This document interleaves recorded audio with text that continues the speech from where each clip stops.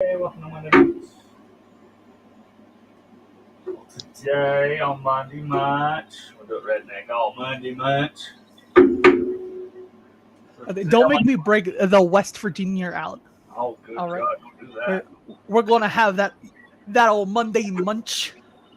We'll have moms and cousins everywhere come to the family reunion to see you. Going to come from down in the holler. But this week is all about self-love and relationships. They help cultivate a stronger connection in your relationship.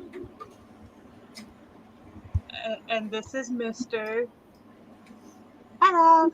Hi, I'm Mr. I run this crazy, chaotic shit show. Yeah, that's it today for my intro. Fun. Hi, Rebecca. Hi, Becca. Hi, Lav. I am Ray Ray. Always, yes, always, Lab. Fuck, lost my whole damn train of thought. Thanks, Lab. You know, I can actually see the comments this time around. It's Listen, the different thingy. Oh. It's We a were whole barely different 1 minute in. Don't start teasing me now, Lav. It's a long evening. No. But, fuck, who am I? You're Ray Ray Ray. Yeah, that's it. Somebody else introduce themselves. Okay, it's my turn. Hi, I'm Mexican from Wish. I am a sex worker and a content creator, and I am the cheapest whore on the internet. And I'm also an asshole. But people say I'm nice, but I'm being sarcastic. Okay, I'm gonna stop talking. Hi. Hello. And I'm Alice. I run a nonprofit, like a trans advocacy nonprofit. We help people get to treatment. I'm a shit poster. I have a bachelor's degree in cybersecurity. I don't know why I'm flubbing my intro now too, but I guess it's contagious. Moving on. I mean, you know what? Good for you. Working on a master's and it's kicking my ass. You know what? I believe in you. Same. You know what? You're like, You've made it this far. You can do it. I have faith in you. Yeah, it's just so much work all the time. Oh. Okay, I just saw Miss Jen's comment. Yep. hi, Jen. She's in the shower right now. She'll be here shortly. Patient zero. Something for you. Lav, I don't mean to be rude, but you weren't the first person to simp for me. You can be patient one. I don't know. Last stuff's pretty hard though, so that might be a whole new. So does the other person. It's 7 years of sapphic pining. Okay. Like that kind of simping. So yeah, happy Pride Month to all of you. It's the first month of Pride. Woo! Oh yeah, with the pride stuff. Yeah, I am pansexual and all that crap. Oh yeah. I am bisexual, but I am actually more attracted to women than I am men. Valid. I am pansexual. I'm non-binary, specifically agender. I am trans femme, like AMAB, and I've been on HRT for almost 2 years straight. And pansexual, panromantic. I don't know why I'm so bad at words right now. It's probably because I haven't finished my dinner yet. I haven't even eaten dinner. I get mine by the way. It's adorable though. My dinner is right here on my desk. It's a small pizza from Papa John's. Oh, Hey, yo, Papa John's is slaps. Mm. Does it, bro? Does it? Hi, Buffalo. Realize that she has No. Damn, she put clothes on. Right? We're all getting settled in as always. Is there a book in there? If you I see me actually, like- suddenly turn my camera and mic off without saying anything, I'm taking a small pizza break. Okay. For example. I actually like put a face on and crap today. Like I haven't done that for months in a while, but it's because I wanted to do the pretty rainbow colors. Oh, right. I was supposed to put a face on, but I woke up an hour ago and the only thing I did was let my hair down because it's been in a braid all day. I'm not gonna lie, when I woke up from my nap earlier, I had like dry drool, like half of my face was just fucking covered in saliva.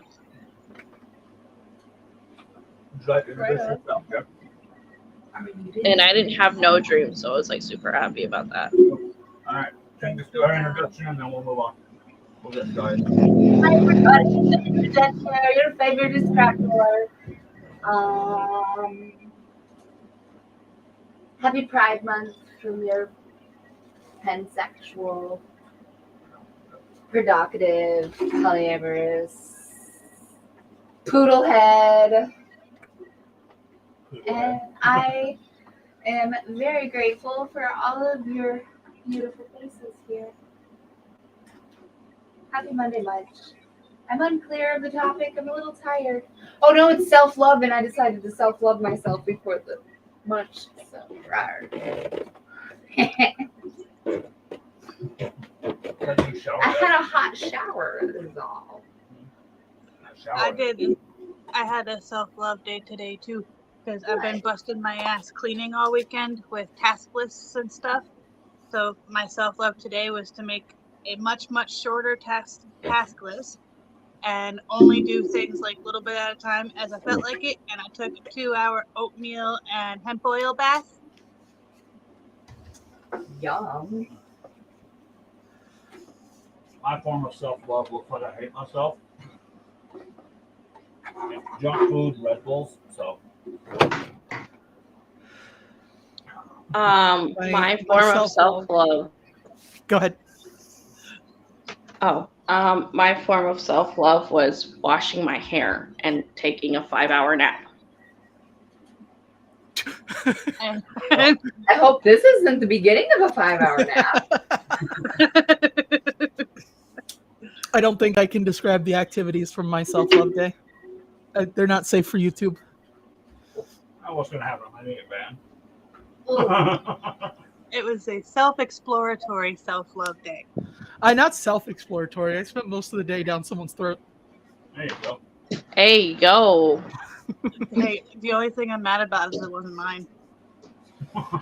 Stop being in fucking Florida. Hey, man. That's Florida's self-love for great. everybody who's not being in Florida. And Florida's not Lav, great for trans people. No, that's not. And Lav, that is a very important self-love thing. I'm proud of you. I do like this is actually showing some comments like in real time or close enough for real time now. Come back. I can figure this out today. The Mexican from Wish is having technical difficulty. Help! Her phone's working like your mouth is right now, so just. So, Lab, going to the psychiatrist, A+, that's good self-love.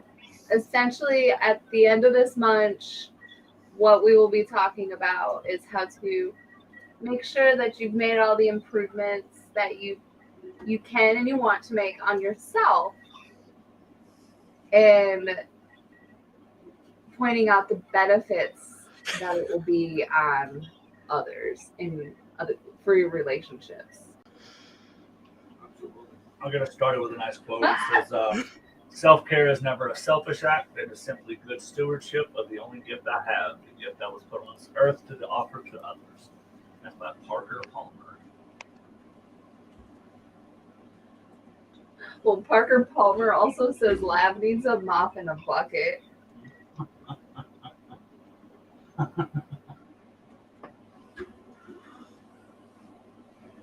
right. Well, that's a good self-love day.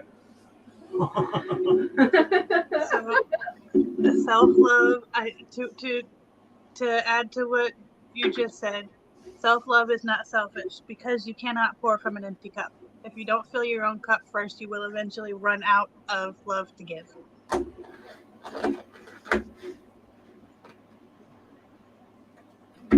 Facts. Absolutely.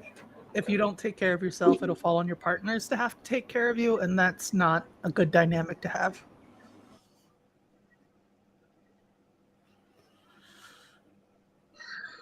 Us single people, you know. If you don't take care of yourself and you don't have a partner to step in and have that bad dynamic with, it's even worse. Ugh. Yeah, then you end up drunk calling your friends in the middle of the night. I mean, what? Let's continue. I've definitely been there.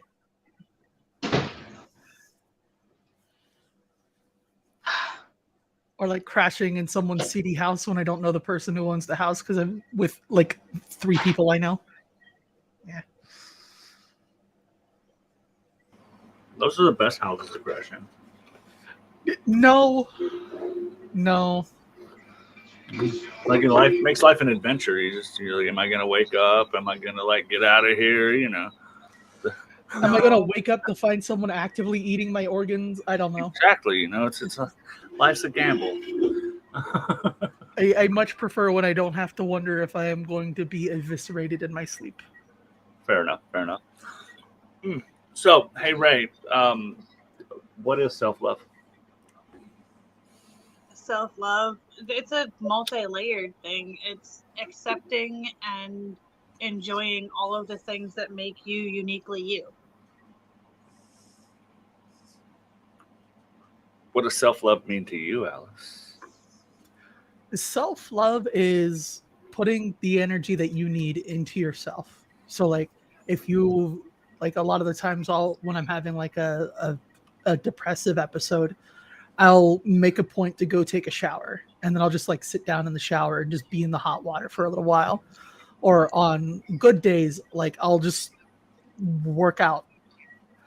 Or like if I'm having like a good body image day, I'll go spend time with someone where I can show off that body image with, and like someone I have that connection with. It's being aware of what you need and what you want, and then taking reasonable steps to get both of those. Absolutely. How about you, Princess? What's self-love mean to you? I like the 2 layers that we've already unpacked. I will steal all of those words. But putting yourself first, even when you don't, it's not always an easy thing to do. And nobody panic, Mexican from Wish is not being ravaged and murdered down there. Don't mind me. I know social medias tend to freak out about stuff like that. So Rel, wrong app. put that out Save there. it for later.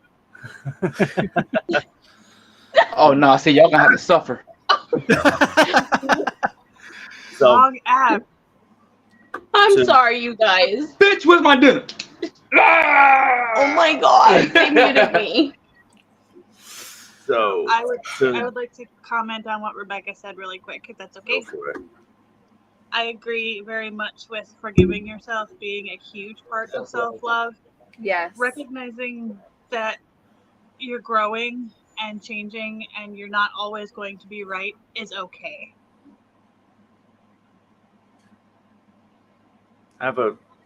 You're absolutely correct. I have a bit of a different take, especially with that quote. To me, self-love or self-care is absolutely a selfish thing, but it's a healthy selfish act. You're doing things because you want to do them to make yourself feel better. So by definition, they're selfish, but they're not being toxic or being negative towards anyone else. You're just doing what makes you happy.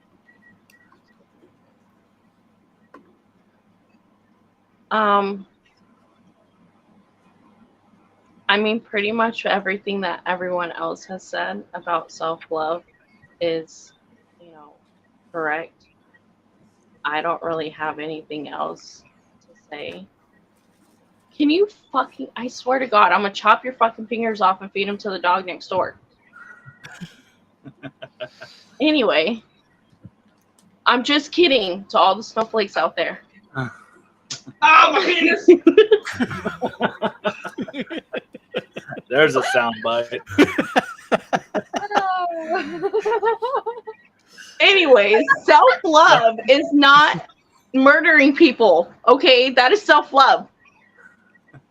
Or doing things for yourself that will prevent you from murdering people. Yeah, exactly. Self-love is smoking a joint so that, you don't murder people. Self-love is also when your penis get hit. Shut up. I mean, if you're into that, absolutely. Oh my God, yo, I dream of the day I meet a man that is into that shit. So if anybody's into CBT, just reach out to Mexican from Wish here. Currently not me. Currently not me. Oh, he's into it. He lets me do it all the time. No, I don't. Rebecca says self-love is loving yourself the way you want others to love you. Sometimes self-love for me is getting myself an ice cream cone from Burger King. Or taking the nap that I need. That's from Lav. One thing that I am working very hard on that is very much a self-love thing for me is saying no. Ooh, yeah. Absolutely. It might get into our topic for later about the improvements, but self-love can also be putting an end to self-destructive habits, like getting out from the bottom of a bottle, for example. You gotta get under to get over it. So To get over 1, get under 10. Isn't that the motto? I am the same, Lav. Like, just one example, the first time I ever spoke up and even just redirected Mr.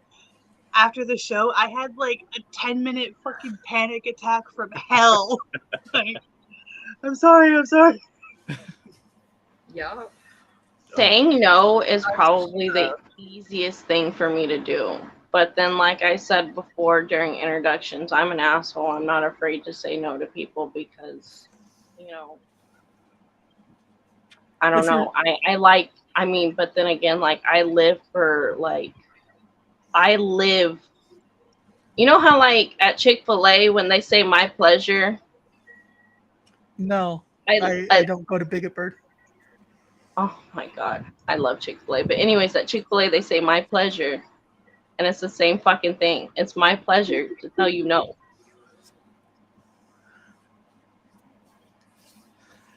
I can dig it. So, Why are we calling it Bigot Burger though? They don't even have chicken. I said Bigot Bird. Oh, bird. Bird is the word. That makes 100% sense. Okay, sorry. So I get hung up on the tiniest little details. I've always been a big advocate and kind of a foundational point of what I believe is that self-development, personal development, and self-love are key to any relationship and to building a successful relationship. I've always thought that, there's that old, nobody can love you if you can't love yourself kind of thing. Oh, that's so bullshit. Nobody fucks you. Well, I mean, you got to be able to There's accept no love, circumstance where that's a healthy mindset. But you know me by now. Is anything in my mind healthy? Mister, this is me correcting you being an asshole again. So, this is me trying to clarify him. I hope what he means is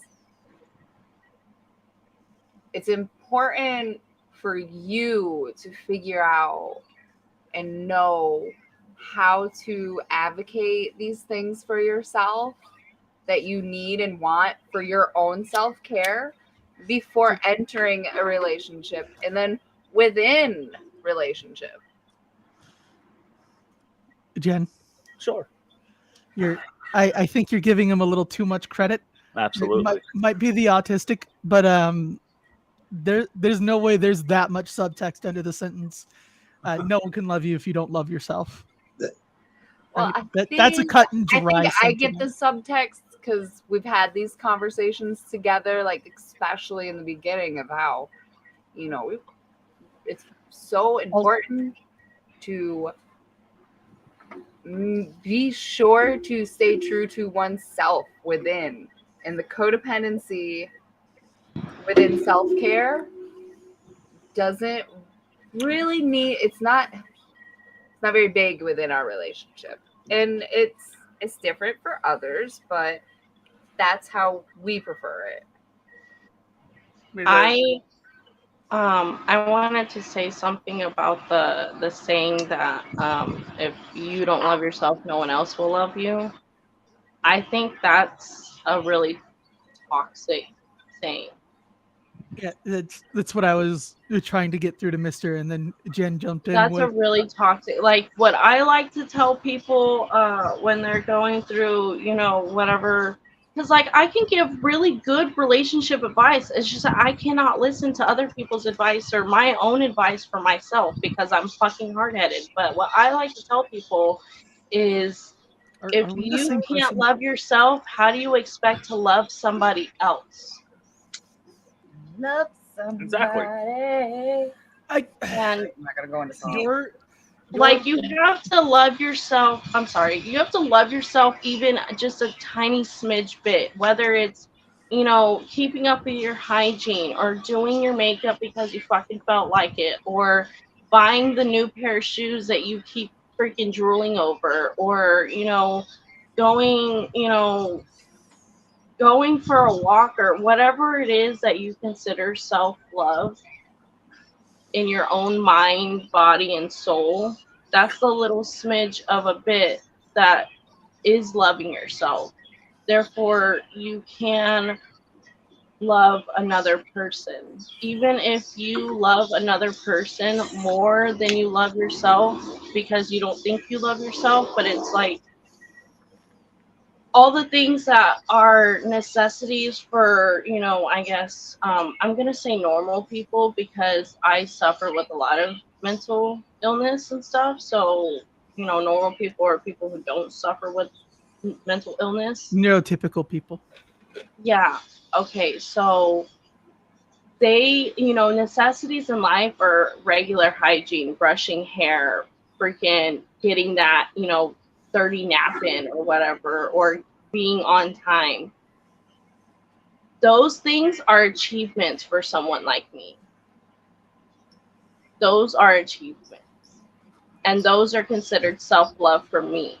So even if I don't say I love myself every single day, I'm doing something that says it in another form.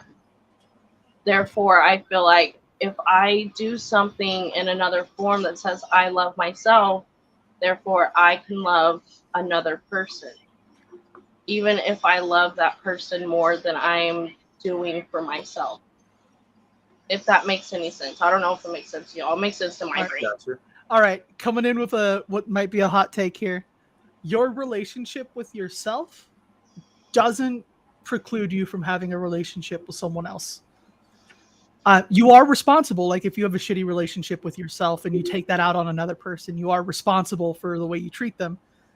But you can be in an awful mental health space and not have that ability to love yourself and go, here's a person who loves me, who I care about. So let me have this connection with them and have something that I can build from there.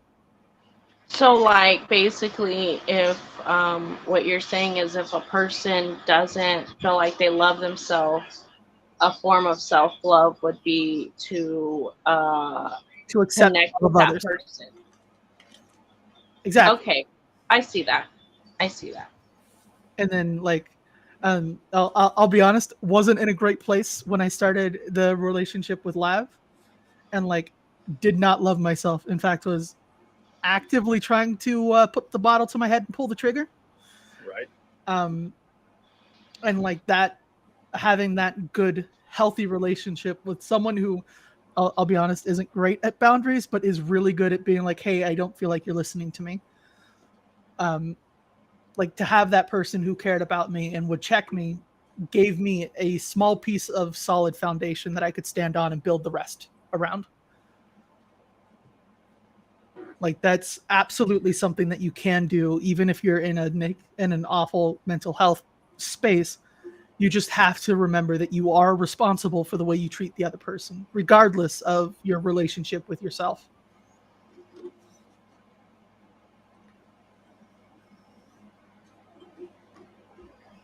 So how do you feel, whoever, it doesn't matter who wants to answer this one, as a way to kind of cultivate that self-love? There you go. So Rebecca, real quick before we move on to that, says, I'm going to say, you don't have a solid foundation, including loving yourself. You can lose yourself. I'm more open to toxic people and narcissists. I became a puppet because I hated myself. That is valid. That's where I'm coming from. You're not impossible, but you're not likely to find a healthy relationship if you just absolutely don't think you deserve anything good and you don't have any kind of love for yourself.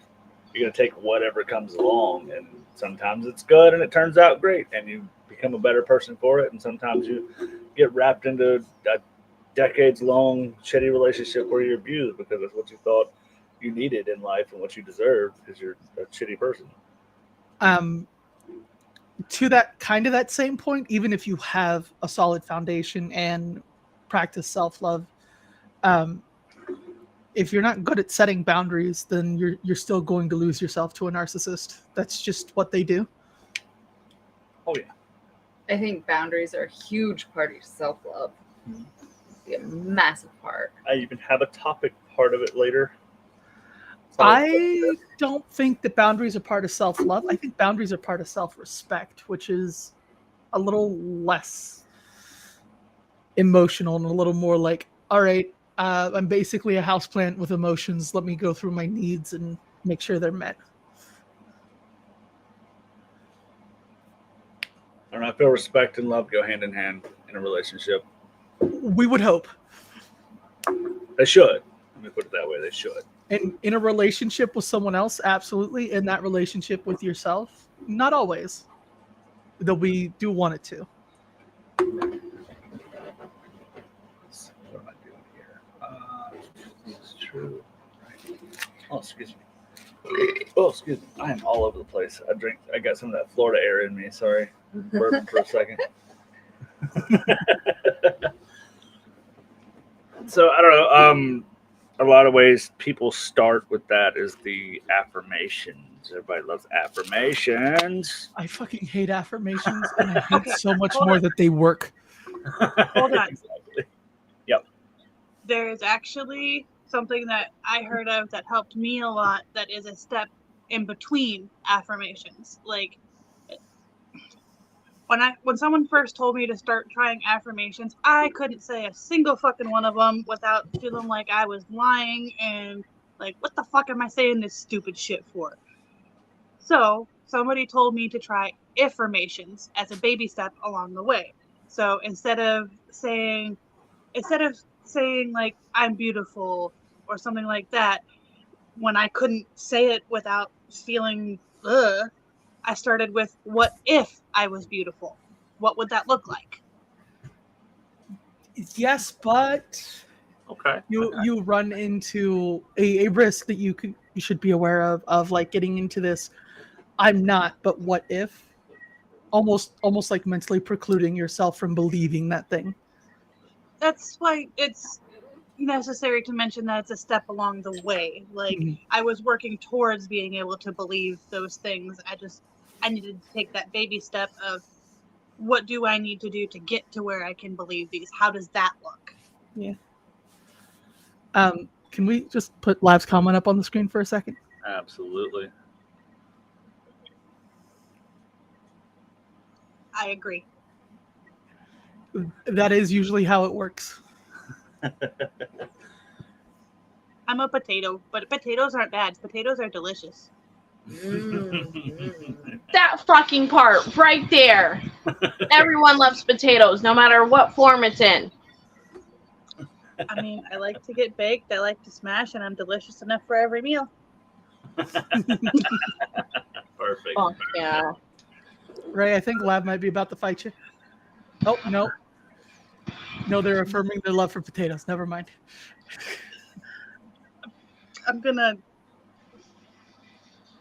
But see, but we all do take differently to certain things. You know, I mean, I dealt with like bullying and being picked on about certain things to the point that I eventually stopped caring about those things. Like, you know, when I was a kid, I was told I had big ears, all this stuff.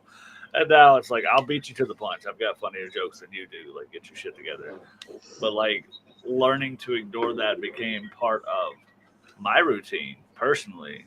You know, so there was one joke. Okay, so at one point, I made a guy quit at work back in the day because he was trying to be funny. And I'd gained a little bit of weight, and it was because I was coming off of an addiction that I had and drinking, partying, and all that, all the times, all I did. My 3 meals a day were pain pills, alcohol, and Red Bull. Like, and that was it. It was a good time. It was fun. I mean, I had a good time doing it, but it was not healthy. That's not a healthy diet, boys and girls. No, don't do that. It's a bad diet. The South Beach diet is not a good diet.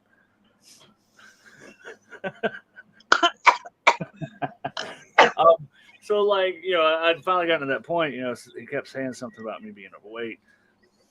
And I leaned back on a table, and the way my belly had just kind of grown a little bit, it was just kind of sticking out.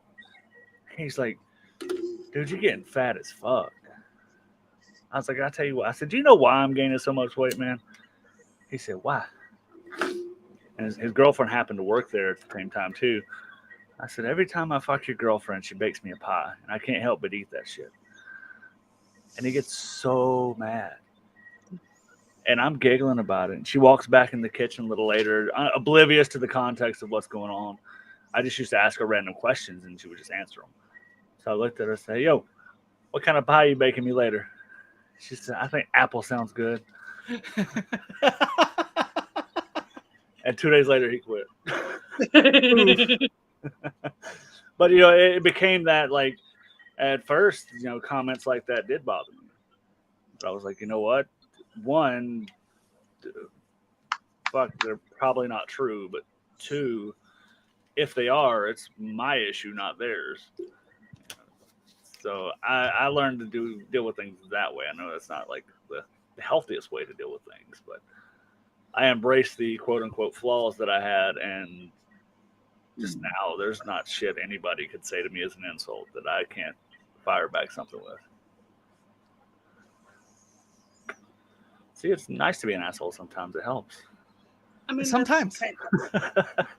That's kind of why I have as many blonde jokes in my repertoire as I do, and also why I joke so much about my physical limitations. Like, I don't fall a lot. I just have a personal portable pothole that pops out when it pleases. There you go.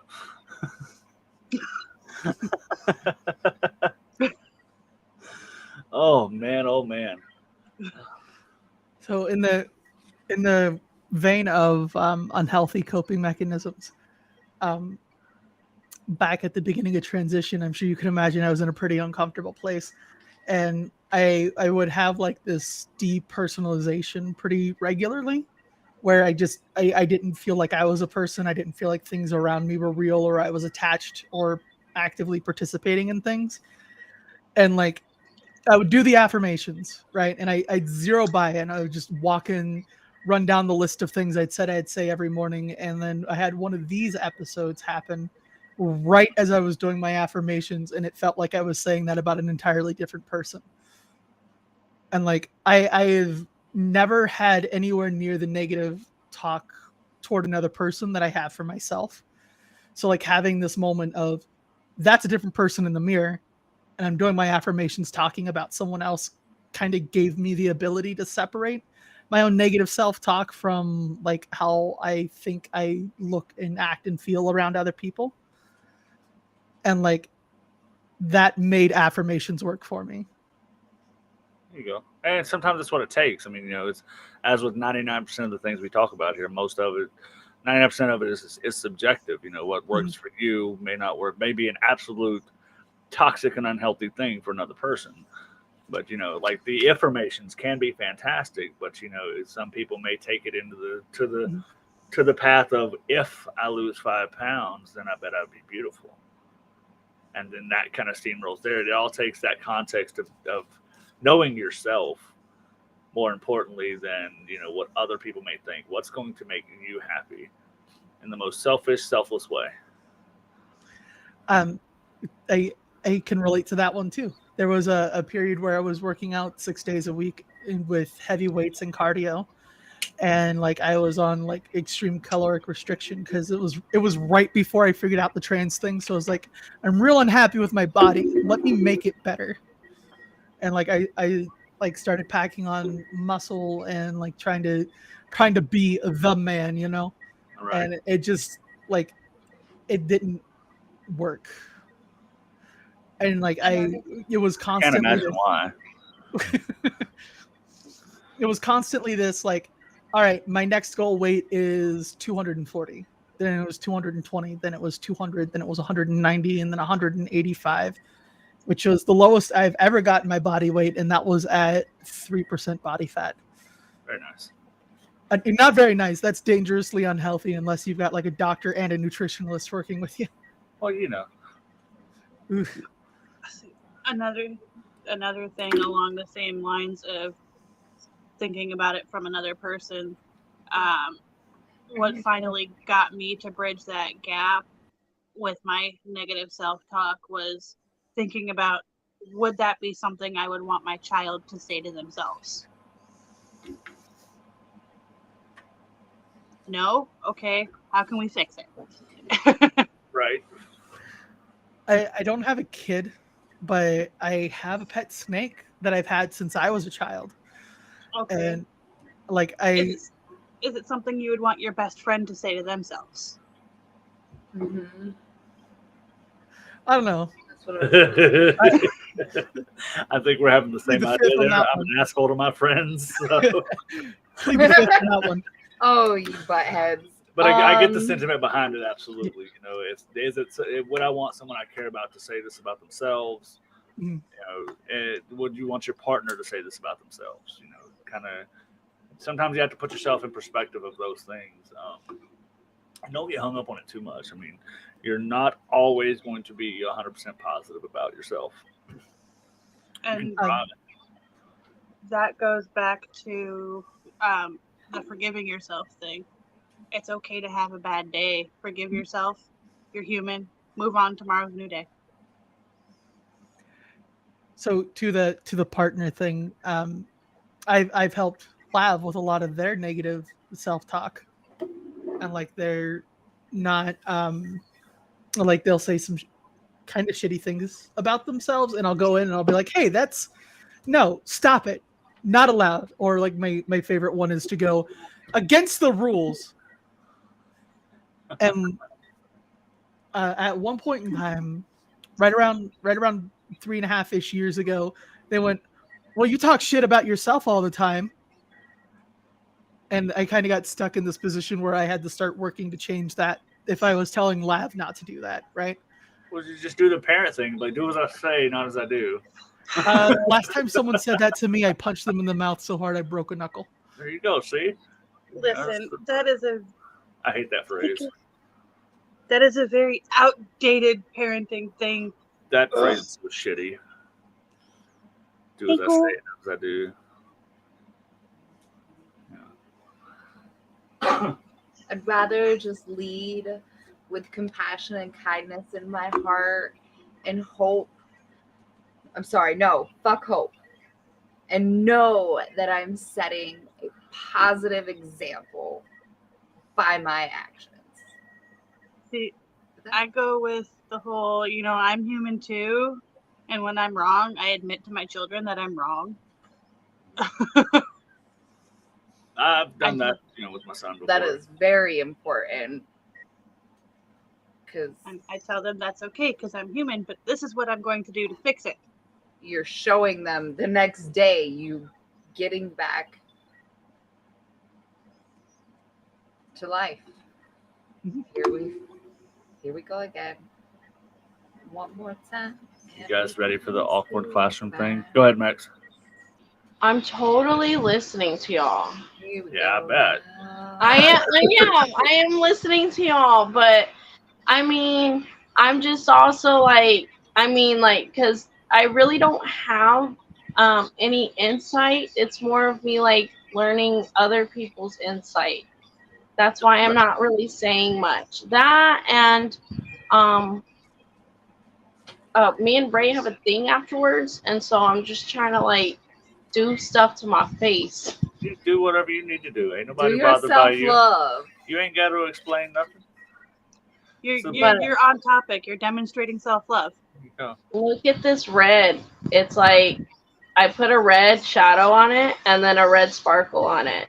Okay, good. So Red. just for the algorithm and panicky clarification, I just make up. So. Yes. Oh, But man. yeah. Self-care is sexy. Absolutely, basic self-care is sexy. Yes. I love it because the chat on screen sometimes gets ahead of the chat that we can see over here on the side, and sometimes it gets way behind. Like, it's fun. It's joyful. Okay. Because like it'll pop up right here where Max is, and you'll see like Daisy said, self-care is sexy, and then over here it popped up a few minutes later. So it's just one of those things. Just stupid observation. Let's do the awkward classroom thing. What? We should have done this for the intro. Okay. Everybody, I'll start it, I guess. But everybody Okay. say something they like about themselves.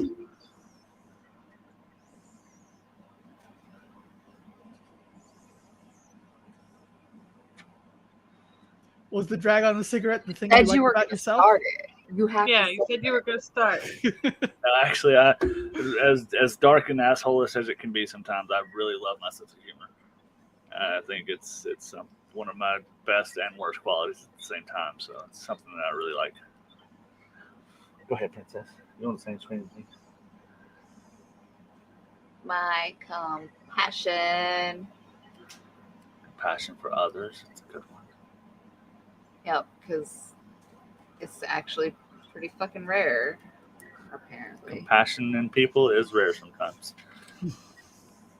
Go ahead, Ray. Well, shit. If you need a second, I'll throw you off guard real quick. And I really thought the tiny letters on screen right here, Dasik said, "I love my genital attitude." I was like, well, I can get down. I love my genital attitude too. I love the attitude I've had recently. Fuck. Yeah, right? Genital attitude. So I'm not gonna lie, Becca, I've never seen your lips and your eyes, so I can't attest to that. I'm sure they are beautiful though. Dasik has good taste, so. And you're a friend of Dasik's, so I imagine a very open person. You are indeed. I have seen you on Munch and say some things on Munch before many times, and I'm like, oh yeah, way to be a part of it. Mm. Can I say two things? You say Being 10 overachiever. things you want to. I'm only gonna say two. My creativity and adaptability. Absolutely. Chameleon-like qualities are hot. See, I can change colors. Watch.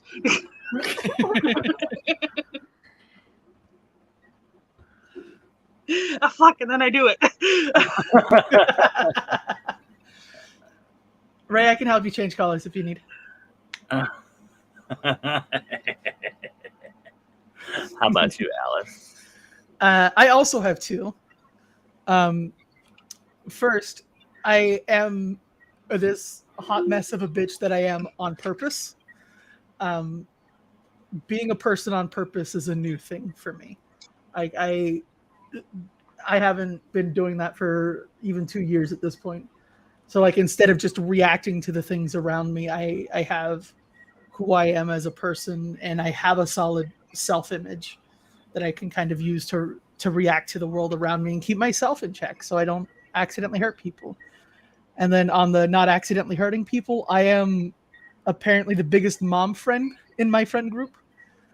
Like we had a pride event here locally, and I was the one pulling people out of the sun and telling them, get the fuck in the car, turn on the AC. You're currently experiencing heat exhaustion. Drink cold water. Here, have water. Here, have 2 waters and take them with you to the car. And And like in kinky spaces, I'm the one making sure no one gets hurt.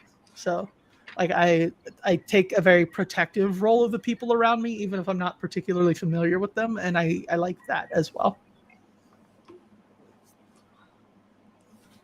Desik says, I believe this. I can see that. Nah. Yes. Okay. What was the question again? Say something positive listening. about yourself. Okay. You like I was like, why is everyone's answer so weird? It's about themselves, but I forgot the question. So it makes sense now. Something I like about myself. My personality, I guess. Like, I mean, there's a lot of people like me, but there's only one of me. Like, there's a lot of copycats, but there's only one of me. Like, I can be brutally honest to the people I care about and sarcastic to the people I don't. I got Like, the stupid Slim Shady song stuck in my head, but with Nat in there. but and then I also like my butt. My butt is like my biggest asset.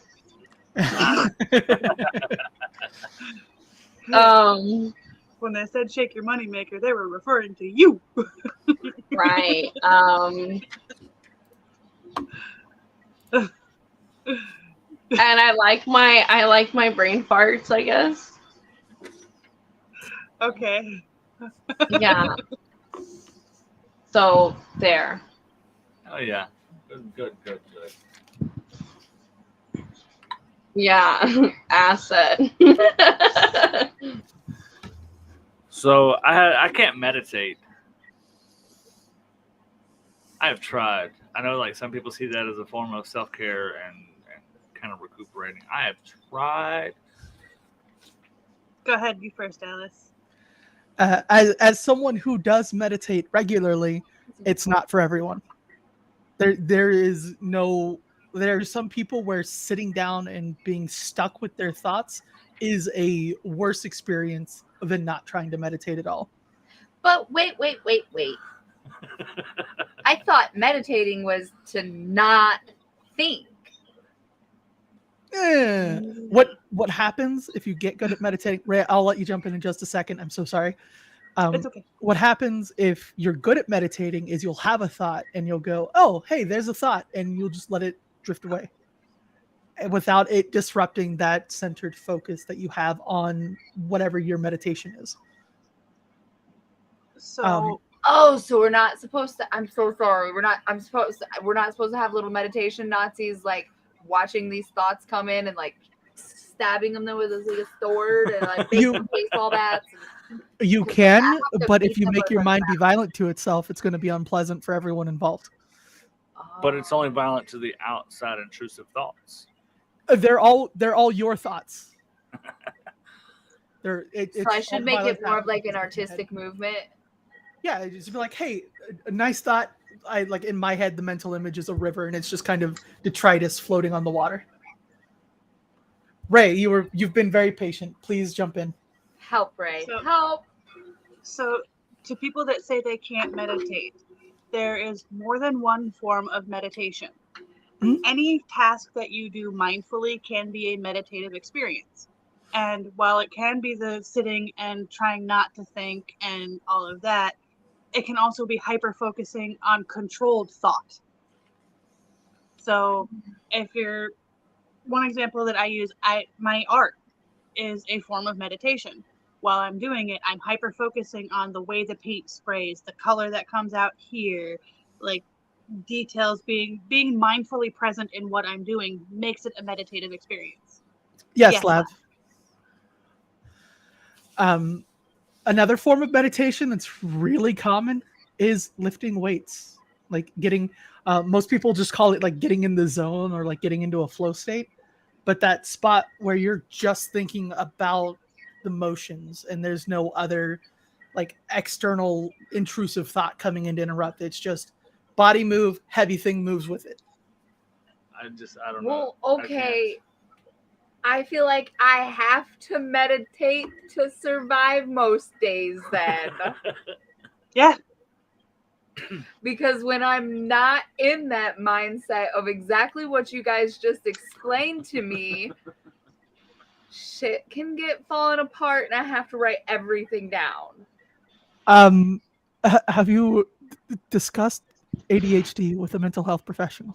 She needs to, I believe. Well, see, I have to let everything just be chaotic. If I'm writing and I'm in that flow, and then like I see a word, I'm like, wait a second, I don't like that word. What else can I use? It's bam into another tab, and then I'm into another tab, and then I go back to that. It's like full blown chaos, 10,000 things at once, but it's like natural, if that makes sense. Like it's not chaotic to me. That's like I guess, kind of my meditation. That's interesting. I know it's ADHD. I feel like I manage. Technically, that's ADD. ADHD is only if there's also physical hyperactivity involved. Never mind. No. Okay. As someone who was diagnosed with ADHD, I'm back on the topic of meditation. I got told one time because like I was like, how do I meditate? How do I like get in with like, with it? Because I was wanting to do it spiritually for something else, but like I tend to space out a lot. Like I will literally like, especially when I'm eating, like when I'm eating, I'll literally stare at something, whether it be an object, a person, like I'll hyper focus on a leaf blowing in the wind and just sit there and stare at it what seems like fucking hours, but it's only seconds. And I was told that was a form of meditation. I was like, but I can't control it unless someone snaps me out of it, or like my eyes get so dry that I have to blink.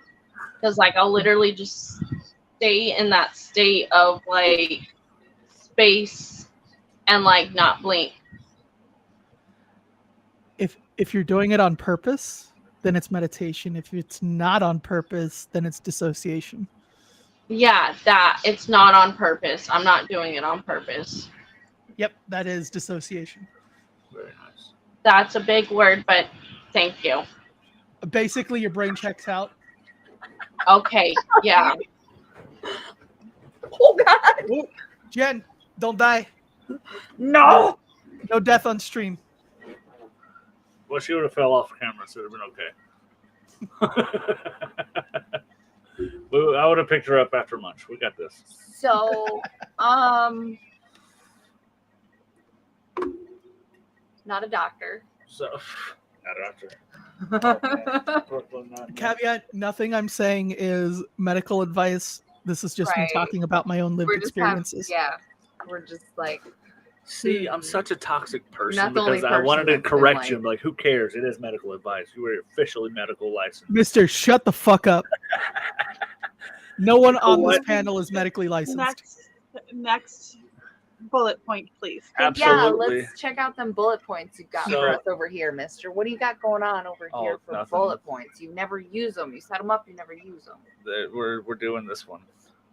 A journey within. Okay. Exploring the So, importance of self-love in relationships. look, before I move to the next bullet point, if politicians can give medical advice, I can too. So we're going to talk about the importance of self-compassion and forgiveness. I know that was a word mentioned earlier, was forgiveness. Mister. You know, Thanks. you don't have to pout. It's okay. I'm So, not patting. That's not a funny thing. what are you talking about? I don't see Ray at all. Mister, you're being so bullshit, even Ray's upset with you. The joys of you never know what to get here. So being able to forgive yourself, though, like with that meditation, I mean, is that kind of like, could that be a central focus of meditation, or It could be necessarily if you're like trying to meditate on a like specific thing that you're guilty over or that you feel grief on, or like sometimes you do shitty things and you get traumatized by doing the shitty thing and there's trauma to work through from that. So those could all be something you meditate for.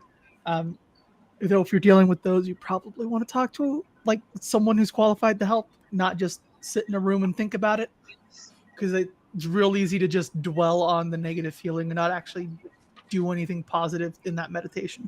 Yeah. On the note of seeking outside help with that, a lot of professionally guided meditations will help with a lot of those things too.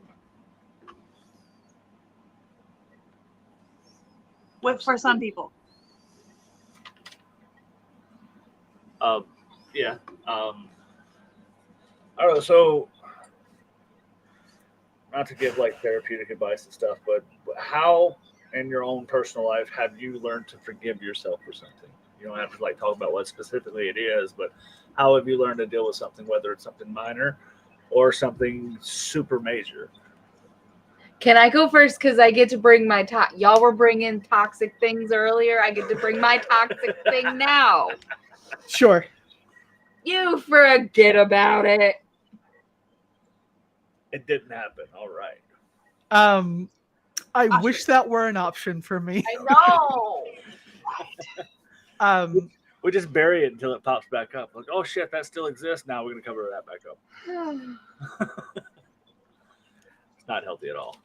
Got a couple of things like in my history that I'm not going to like put out on the internet. Right. But my first step toward any actual significant healing was going to therapy. Just having someone to talk to who wasn't going to make you feel like shit for this thing that happened. Right. And then going from there and talking to. And like, I was about to lead into my therapist said basically what Becca just put into chat. Yep. Like I says, my psychiatrist said you do shitty things and then grow. Then you have to look back at yourself, forgive yourself because you did the best you could. Yeah. Like and grow is the important part. If you look back and go, I'm doing this still today, but I'm a better person now, so I forgive myself. It's not going to be anything helpful for anybody. But like, if you look back at a thing you've done and you need to forgive yourself, a big part of that is not repeating that behavior. Like putting in the work, like if it's a habit that hurts somebody, breaking that habit or like ending that cycle of behavior so that you're actually improving instead of just being like, oh, I deserve forgiveness and I'm better now. Anybody else got any ways to forgive yourself or? With like the day-to-day stuff, it's pretty much along the same lines. Like, I remind myself that I'm human and I thrive on learning, and every mistake is a learning opportunity. Can I bring in another toxic thing? Absolutely. I do on a lot of occasions go, all right, yeah, I did that, whatever. Fucker deserved it. Sometimes you justify it. I mean, you know, that's the way. I mean, honestly, if that's genuinely how you feel, I don't see anything wrong with that. Yeah, you know what? That's a very now if you're doing it to be a scapegoat, justification, you know, to not feel it anymore, that's different. But if you genuinely feel that person deserved it, whether it was shitty or not, then make yourself feel better. See, like I'll be an asshole sometimes, and then I'll feel really bad about being an asshole, and like I'm being an asshole to someone who's saying racist shit or someone who's being transphobic, and I'm like, no, that fucker deserved it. Right, absolutely, they always deserve it. I still am kind of in the process with some of the bigger things, and one thing that I'm working on as a step is not overcompensating for something that you haven't forgiven yourself for. Mm-hmm. Like that's you don't have to bend over backwards and kiss someone's ass because you kicked their dog 30 years ago. Yeah. Right. I like it. I like that. That's a good example. I mean, honestly, that's A something. very good example. Something that rather Ray would minor, absolutely never do. But it's but I don't know. Like, we bullshit and give toxic advice or advice. If you believe our advice, that's terrible on you. Or some of it. If you believe some of the things we say, if you believe most of what I say. So that's the fun thing about life in general, is that it's your thing to have that filter and take in and learn from what others have, like this shit that spouts out of people's mouths sometimes. Like, So like if we preface an idea by going, this is shitty or this is toxic, and you take that and go, this is how I'm gonna be a role model on this idea, then that's on you. just know we think it's shitty. Can we blanket it and just? I'll say when I think an idea is a good idea. I would love to. Mine's already blanketed as a bad idea, and I'll just pop in when it's good ideas. Like, hey, here's a good thing. Sure, but you should put like a little text box at the bottom of your camera, just under you, says he's an asshole. Don't listen to him. Yeah, don't listen to this guy unless he says serious moment. So obviously, like I said, we all say we bullshit and joke and have toxic things we say, but we do have a lot of positive interactions and are really good to each other most of the time. It creates a ripple effect. It really does. I mean, even my shitty jokes and the things I say can lift somebody's spirit or make them laugh because of one, it's idiotic, or two, it's genuinely funny. But having that influence around you is important to maintain the positive area around you, but you have to do it within yourself as well. It's not a one comes before the other thing, but you have to be able to help them intertwine at some point.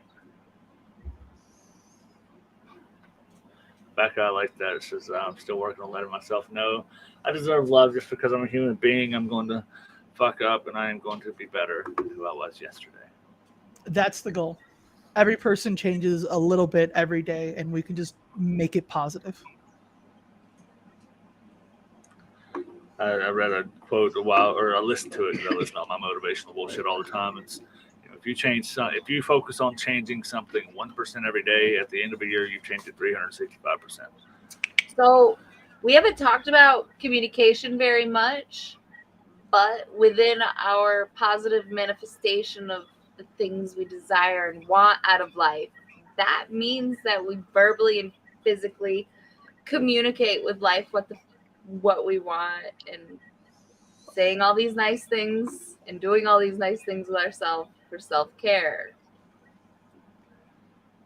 help tremendously. Good enough. Ray, it looked like you wanted to say something. Go ahead.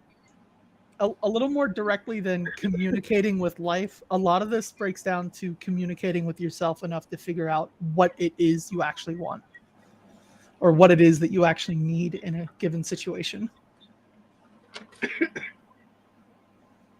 That's what I jumped back. That's where I just jumped back to. I believe that boundaries, while a form of respect, are also a form of self-love. By establishing a boundary, you know how you want to be treated, and will not allow anyone to treat you any less. I will agree and disagree. I will say it depends on the boundary. Fair.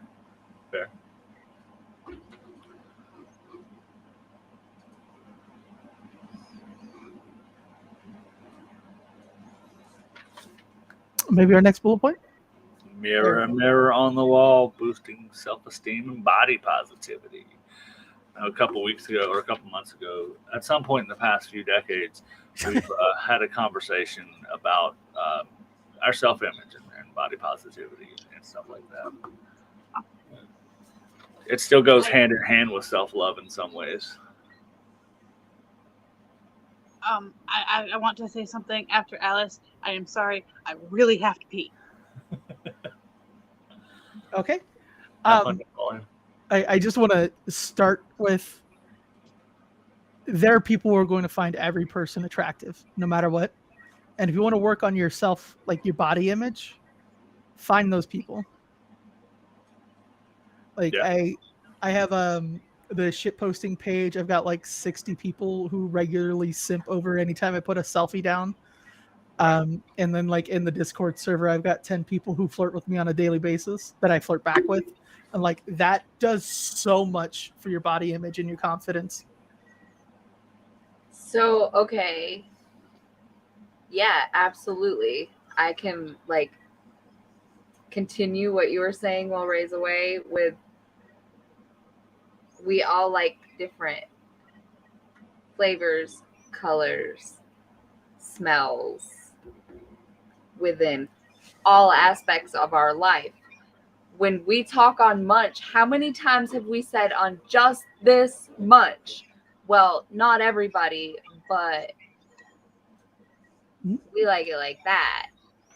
Some people like that, but not everybody. I don't believe we need to. I think we've crammed that down your throats enough, y'all. You understand that we're all very extremely unique. Extremely. I mean, for the most part, most of our advice is usually pretty nuanced to whoever the person is saying it. I mean, if it's one of those things where if it applies to you, cool, run with it.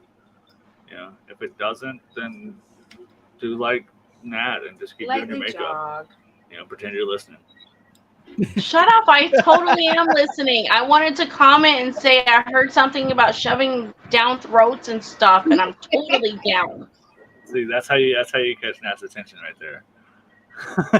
Oh, by the way, you guys. Yeah. Liking the gay so far? Yes. Beautiful. I'm doing the sparkle now over all the colors, so that's. Becca says, usually the ones I like don't find me attractive. So I'm going to give advice that's specifically from my perspective as a non-binary pansexual person, right? If you like someone and want to develop a relationship with them, there should be a friendship first, right? You should get to know the person.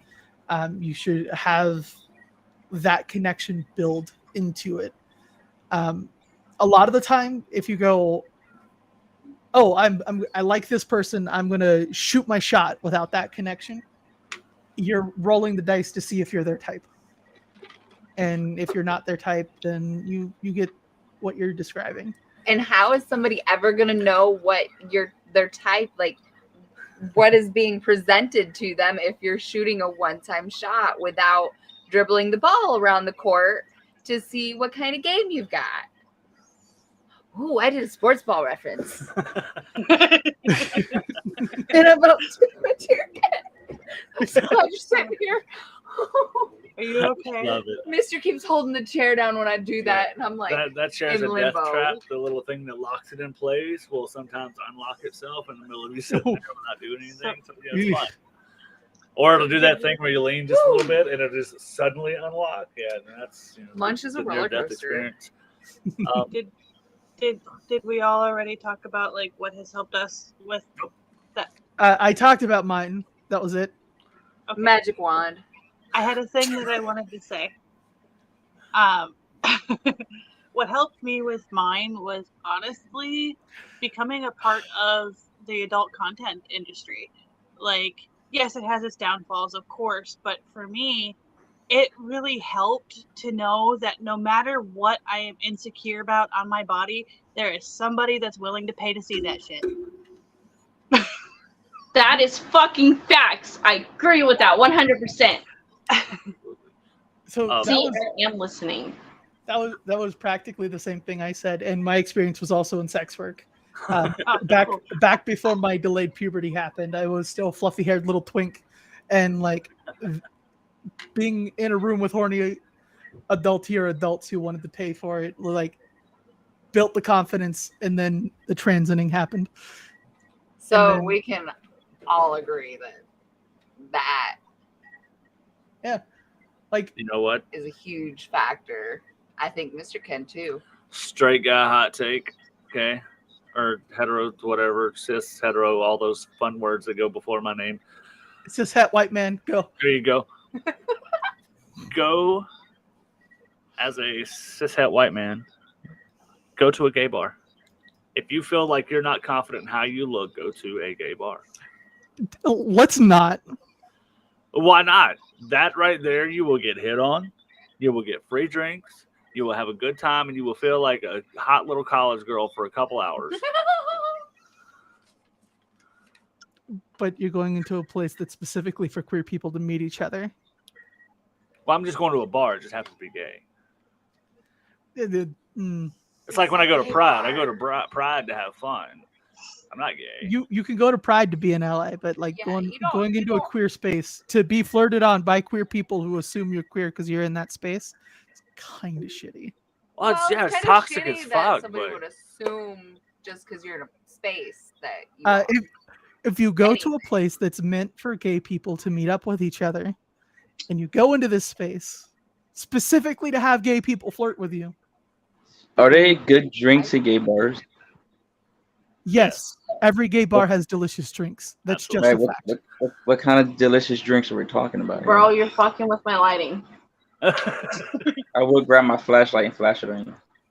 now, Okay. now where I kind of combat it's shitty behavior, as long as you're upfront and you're communicating. Yeah. That you're like, I appreciate it. You know, it's not my scene. I'm here with a friend. You know, we're just having drinks, all this stuff. You can still go to get to know people. It's just nice to be hit on every now and then. Yeah, because like, you don't Like telling them, go hey, in these spaces to necessarily meet somebody to get. Right, I'm not gonna con somebody into feeding me drinks and shit. You know, I'm just there to have a good time with my friends. It just happens to be a space they like to go to. I just happen to get flirted with. So there's two very different situations between, hey, if you want to get hit on, go to a gay bar, and going with a gay friend to a gay bar. Not gonna lie to you. Not gonna lie to you. Every time I get hit on by a gay guy, I know I'm sexy as fuck. See, it's a compliment. So every time a girl calls me ugly, I look at her and go, "Ha, joke's on you." What you got? I know you. Like I know you lying. Look at him talking Right. more than me. Go ahead, Ray. So I think the key to where if it's shitty or not is in how you respond to said hitting on. Like if you are being, I kind of agree that it's a little shitty to go into a place intending to be hit on when you're not interested in anybody there. But if you're honest about it in your response, hey, we don't bat for the same team, but I appreciate what you're saying. Right, but I also know that here locally, at least, the gay bars here are, while they're called the gay bars, they generally have like all the people here. Yeah, Like there's a place, Scorpio's in Charlotte. we don't and have very many. Scorpio is like the fun spot. Like it's a gay bar. It originated as a gay bar. What? It's changed a lot since then. But you know, it's just the fun spot. You know, you're gonna go. You know, it's gonna be a good time. It's not gonna be drama. You know, it's gonna be a blast. I'm over here mumbling how lucky you guys are because I know how many bars exist up north. So think about that. Instead of bars, we have churches here in North Carolina, and We we have don't have bars. 9 bars in the city, and the one that's butted up against ours, and none of them are queer safe. That's West Virginia, and it sucks that that's. I like want that. to make it Yeah. clear that it is okay if you are a straight person to go into queer spaces as an ally and hang out and be a person. Right, you're not going to be a shitty person. Like, no, if you have the intentions of being an asshole to people because they're gay or because they're queer of any way, in one of these spaces, stay the fuck home. Like, Oh, I'm totally gonna go in there and just thrash the place. You shut the hell up. Your big old dick, you would. Put it away. Well, first of all, he won't even go into a fucking gay bar. He has made it perfectly clear that he is not going into I think it's called Twisted, is like the gay club No, here. it's Twist. Okay, it's called Twist. He has made it perfectly clear that he will not accompany me in there. And I'm like, baby, I'm trying to live out my gay fantasy. Okay, please. all right. So the reason why I won't go into hold on, the reason why I don't go into Twist because Miami is a gay bar itself. Like, there's no point in going to a gay bar and pay a cover charge and then pay for drinks. But you just go out the street, right outside the door, and all of a sudden, boom, it's right there in front of you. There's no need to there's no need to go into a club and pay all that money when you could just go to South Beach on 12th Street on the beach and it's right there. It was pretty It's going beautiful. into a curated and safe space in a state where the governor is trying to legislate those people out of existence. Like, Thank You're you. fucking up my lighting. like seriously, like why would I want to pay a $30 cover charge? Rel, I love you. Shut up for a minute. No. Yes. Okay, I'm a mute again. In the political environment that we are currently in, those spaces are very much needed, especially like in Florida and other states where we are trying to, still exist. It is important to have those spaces where you can be free to exist without having to worry about if that straight person that's coming in is an ally or not. And how, like, Battery gonna go. going into a queer bar or into a queer space as an ally is a good thing if it's a public venue. If you're going into something private, like a gay bar or like a club that's curated and has maybe a bouncer or whatever, how are we supposed to know that this stranger who says he's an ally but is straight is not just some bigot saying he's an ally to get in the door? How are we supposed to know this person's gay or not? You know, it's weird. If you guys want me to chime in, I'm being neutral about it. Everybody's the same. This is how I look at it. All jokes aside, it's not even a chessboard anymore. It's basically an open field. There's like one side is saying who is what, just like the other side is saying the same question, who is what. I don't even think it's about either it with the Santos. What this is about with the whole don't say gay ban, whatever the case may be. He didn't stop just there. He banned immigrants. He banned a lot of things. He's trying to change education. He basically trying to win over the nomination of a Republican Party. That's basically what this all is. This is basically a sham to basically just win over the Republicans, just to show how much power he could have or run, whatever the case may be, whatever he's trying to do, just to become president of the United States. That's what this all is. So if you ask me, this is just it's a name for it, but I'm gonna call it a shadow. He's basically just doing this to win votes. That's all this is. As far as what his motivation is, it doesn't really matter when the end result is very real harm to trans people. Right. If he was just saying these things, and not doing anything about it, would be different than if he's passing actual laws. I mean, it's still shitty to say those kind of things and would still provoke insane ideology to exist, and that would be more pandering to the party, whereas passing these laws, it just shows that he's serious and he thinks that gays and immigrants and transgender people are lesser people than anybody and they shouldn't exist.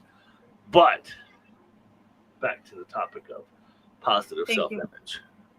All right, so I'm gonna have to go cook, but this is my outro, and this might be a little bit comedy and it might be dark humor a little bit.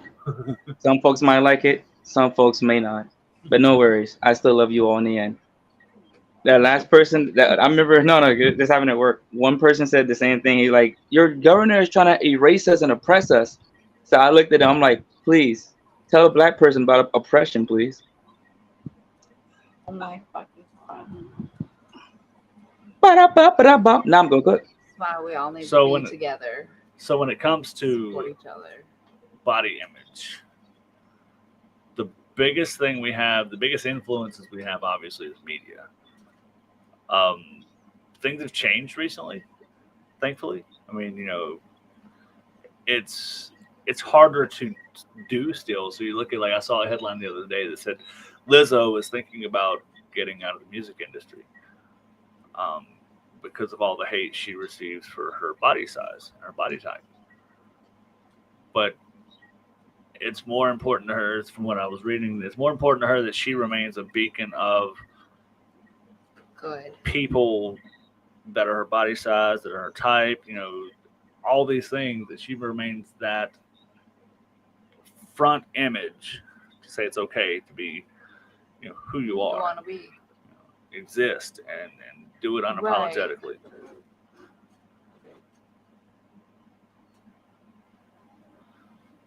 But I think, like, so we talked a minute ago, Ray, you said that, no matter what you look like, no matter what you are or do, somebody's going to pay for it. So, and I think we're seeing that more on the rise of influencers and public figures and stuff like that, that the quote unquote, Hollywood standard of beauty is changing to be more inclusive, because people exist of all types. And I would personally never make anybody feel shitty for how they look. People are beautiful in their own way. Some people may not be my type, my flavor. Doesn't mean they're not beautiful. And Becca says she's super confident, and I love it. Did you guys see where she came out? Was it Lisa that came out on? She came out on stage with some drag queens and stuff too. Mm-hmm. I know several artists have recently, and it's fucking amazing. Did you guys see where Maynard from Tool came out to the show in Florida a couple weeks ago? I think it was, and full drag. No. Yeah. And it's probably like some old ass headline, but it did pop across my feed the other day that said that it just happened. So,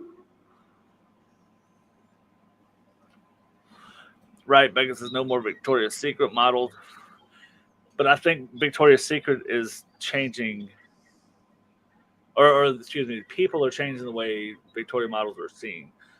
Because now people are modeling for bigger people, short people. What's up? I looked up the thing. That was May 21st. Maynard James Keenan in Florida, specifically at Daytona Beach, went full drag, fake tits, exaggerated makeup, the works, big blonde wig. Let's see if I can find a picture. Oh man, the picture I saw, I do know that was from a previous show, I'm pretty sure. But same concept. But yeah, that's perfect. So that's an example. A lot of people try to use the term privilege in a negative tone, but that's the example of using your privilege for good, using your status and your advantages for good. You look at Taylor Swift, Dolly Parton, and Maynard, and all those folks right now are using their platform to say that none of this shit's okay. And that it's okay to be a drag queen, to be trans, to just exist as the person you are.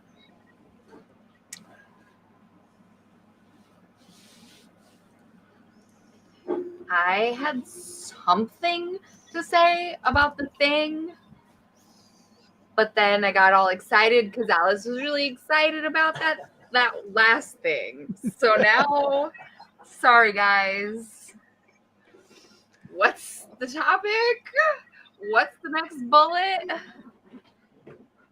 So before we lose our cookies, we got 30 minutes left. Can I say the media?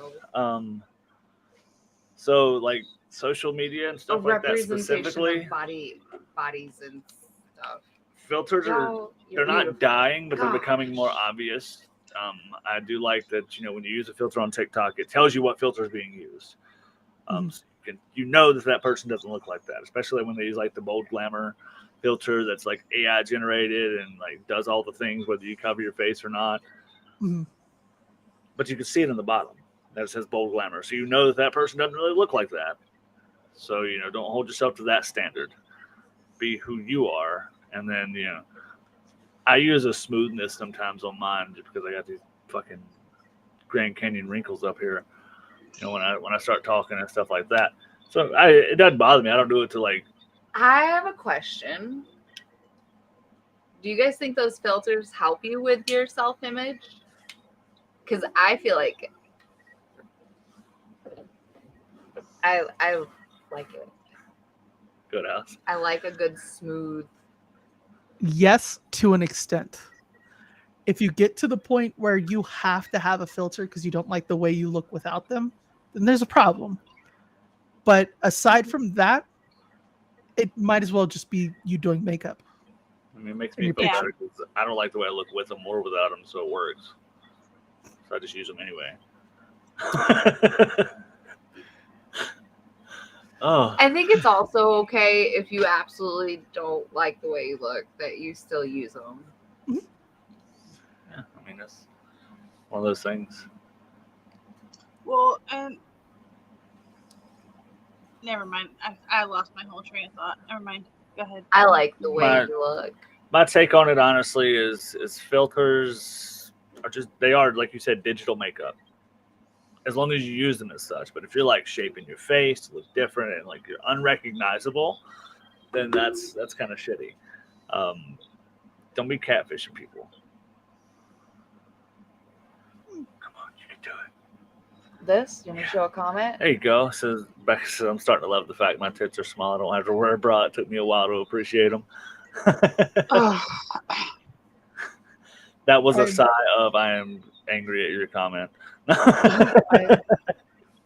I am over here frustrated that mine aren't growing faster. Listen, you can have some of mine. Like, hey, I thought you were gonna give it to me. I got enough to give both of you. I could give you guys each a cup size and still be a larger than average cup size. Okay. So sounds like a deal to me. Before we hop on to the final topic for this last little run through, I lost my. Oh, there it is. On a 1 to 10, as far as like body positive goes, I'm like a 6. I know like in certain aspects, like some aspects I'm a 10. I know I've got like nice arms and all this such, but well, okay, check it out. We all have a different mother freaking calculator that Absolutely. we use. So Absolutely. numbers are like I was getting not a. So that's my own personal scale there. But those are things that so when I do work out, which is like rare, like you'll see an eclipse more often than you see me working out. But those are areas I don't really focus on. So because I know that's not an important part to me, because I know it's as good as it needs to be, and it makes me happy I've got it. So I focus on other things. Mm-hmm.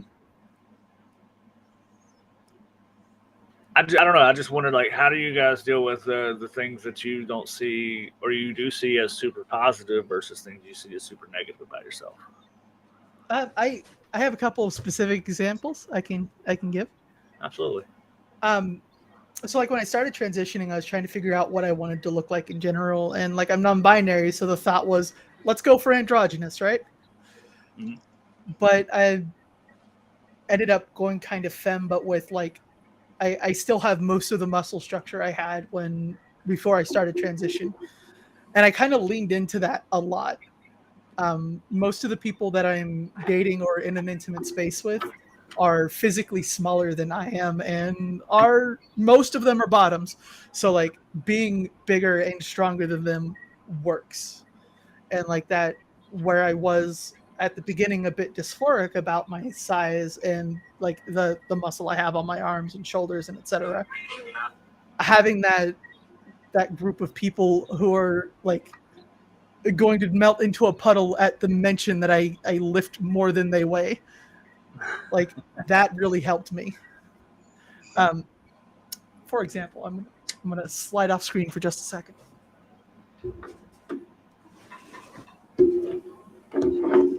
Kind of off topic, but you guys, do y'all want to see my eye? Beautiful. Very nice. Your eye makeup is wonderful. But Thank at you. my desk, Okay. I have 2 sets of these that are both 60 pounds. Very nice.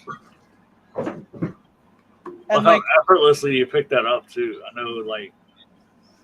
know some men, that just can't, like, they struggle with some manly men who like struggle to get past 30 or 40, right?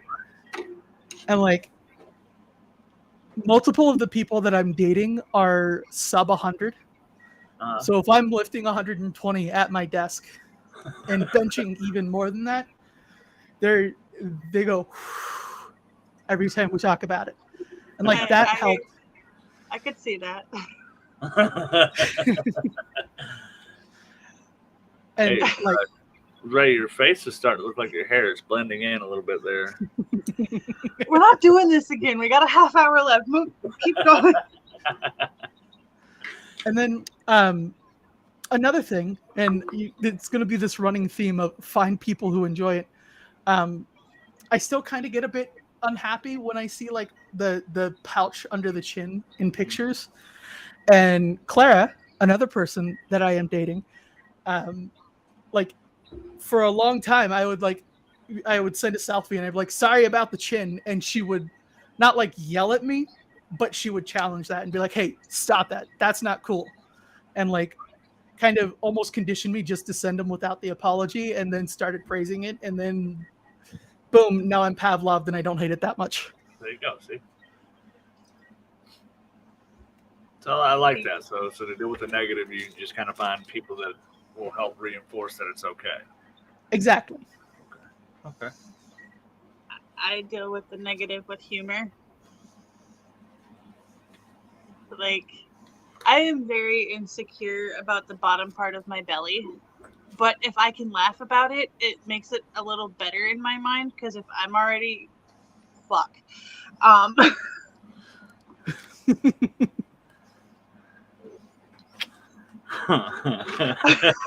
Name a time and place. Go. Oh, you guys. Let Ray recover for a second.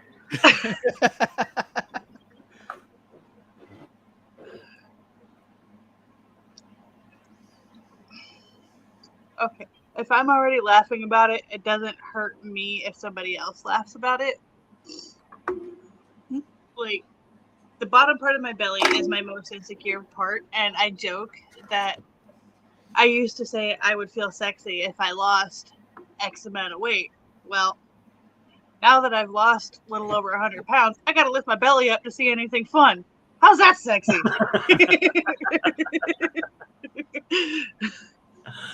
Oh my goodness, I love it. But like humor is that's me. I mean, when I was younger, obviously I took it to heart. If you guys see a picture of me in 9th grade, I was like scrawny and like my ears were about this big. But as I got bigger, and I noticed that I always joke at everybody says your ears aren't big. I know they're not big. They're normal. I have a normal fucking head. But now when people try to say something, it's like in big ass ears. I'm like, well, yes, so your mom can hold on to them. It's just, she doesn't lose control of me. It's just things like that. It's just turning stuff around on people, and that's how I've always dealt with my negative. I don't know. It's just So, if somebody's ever negative to me, I like to kind of just be stupid oblivious about it. I really do. It's one of my favorite moves. I'll be super oblivious about it and just think that they're just fucking talking about somebody else and be like, oh, I'm so sorry for that fucker. But they mad at them. I think it's super important, though. I mean, to be able to handle those things. It's not easy for everybody. I'm sure there are tons of people, and for the most part, everybody has something that if you were to absolutely insult, it could probably ruin their whole day. But to learn to deal with the majority of it, the things that you think are the worst parts of you are probably somebody's favorite. Most delicious parts. Like, I had, just with the belly thing that I've already talked about, I had somebody come into one of my spaces where I do things that you can't do on YouTube. And they wanted to pay for a picture of just the bottom part of my belly. That's all they wanted. And they paid $30 for it. Can you forward this person to me too? Bitch, sharing is caring. No, mine. I'm just kidding.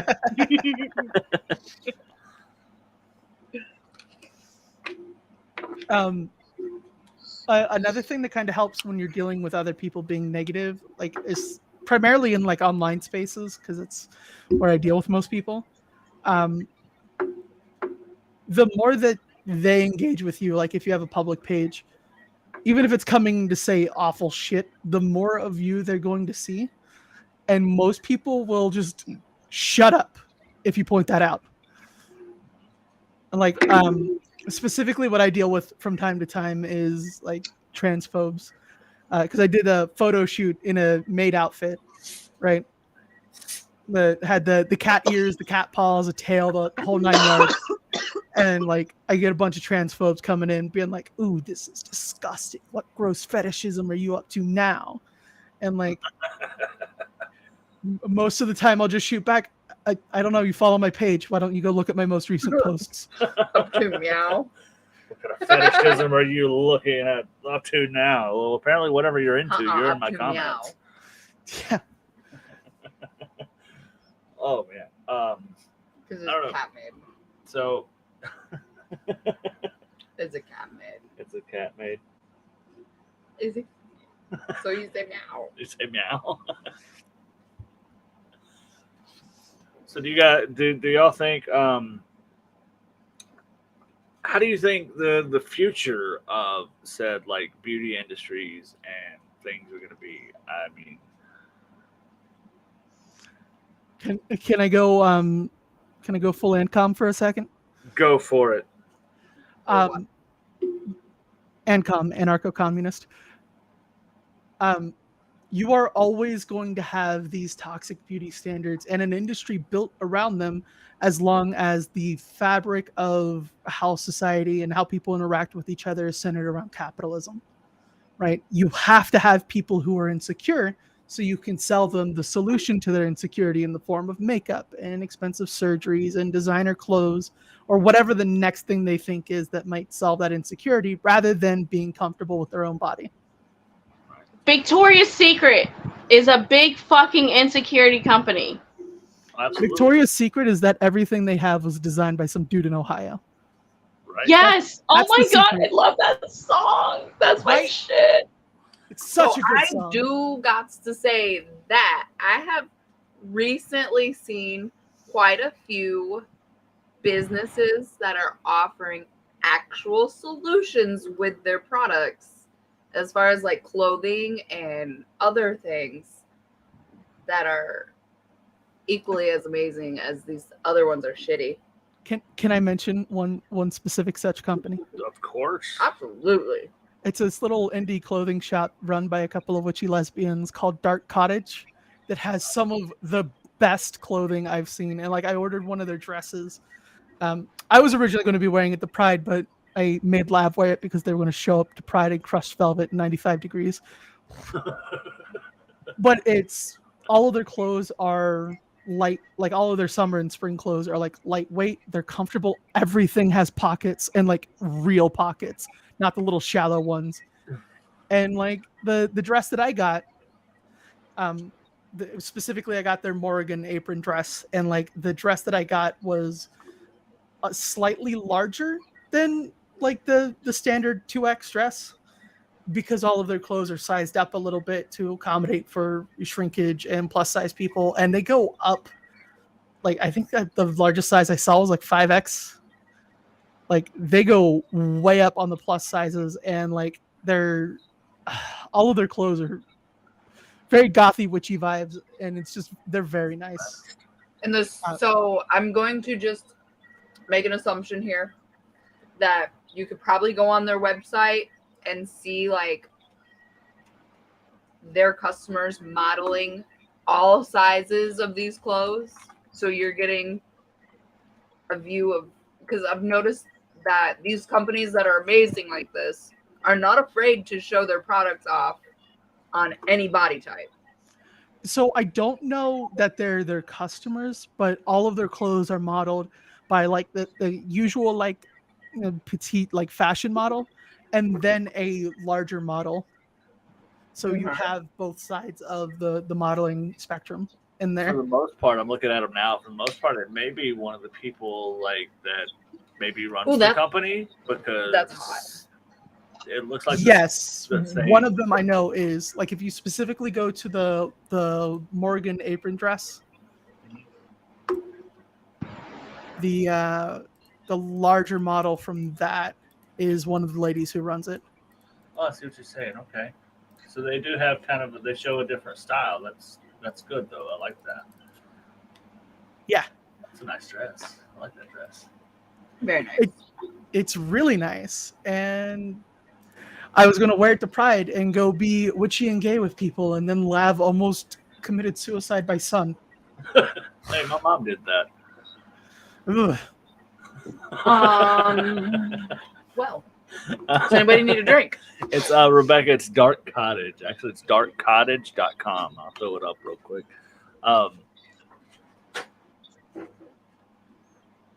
But I'm so excited to buy more from them, and like that the Morgan apron dress, like it's surprisingly cool to wear. For as much fabric is on your body, it's light and it's breathable, and it's just so nice. See, I'm the pervy one over here going, oh. Are they affordable? Yeah. As far as like indie fashion clothes go, yeah, that dress ran me like $84, including shipping. Oh, you're gonna be mad it's on sale now. Probably $60. Nah, I'm not mad. Someone else can get a good deal. And they sell just like they can sell like, obviously you mentioned about the dresses and stuff, but do they sell like accessories and like tops and bottoms as well? They do. They have just the categories up at the top. They have tops, bottoms, dresses, outerwear, and accessories. And I looking at their accessories page, they have a set of earrings that I want to get. Is it the mushroom, the ink cap? The ink cap, yep. Yeah, those things are pretty. I don't know. I gotta get off the site. That's like my thing is hot goth girls, and yeah.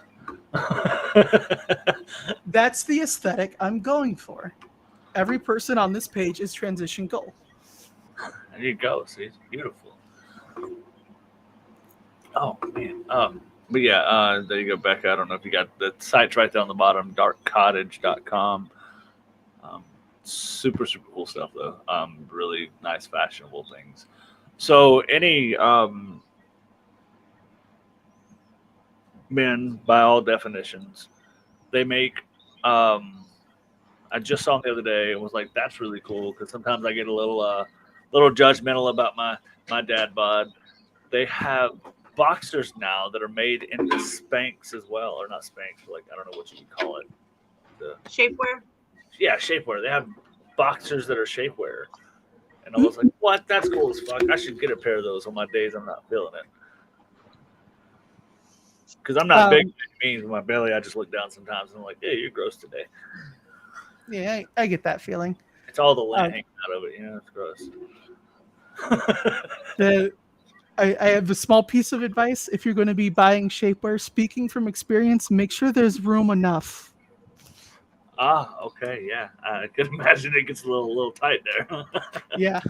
Oh, yeah. So make sure the hangers have room. Yeah. I've had some unexpected growth in the past month, so like the shapewear I have to order in new sizes. Okay. Oh. Yeah. See, I tried skinny jeans on one time. Like the girl I was dating bought them for me because she wanted, she liked guys in skinny jeans. Like, you're not gonna like me. I mean, to be fair, Mister, I'm going to objectify you for a second. Absolutely. With that ass of yours in skinny jeans. Whew. Oh yes. Find some cheap skinny jeans and get them. I'll let you wear mine. But see, yeah, and I think that's all it was.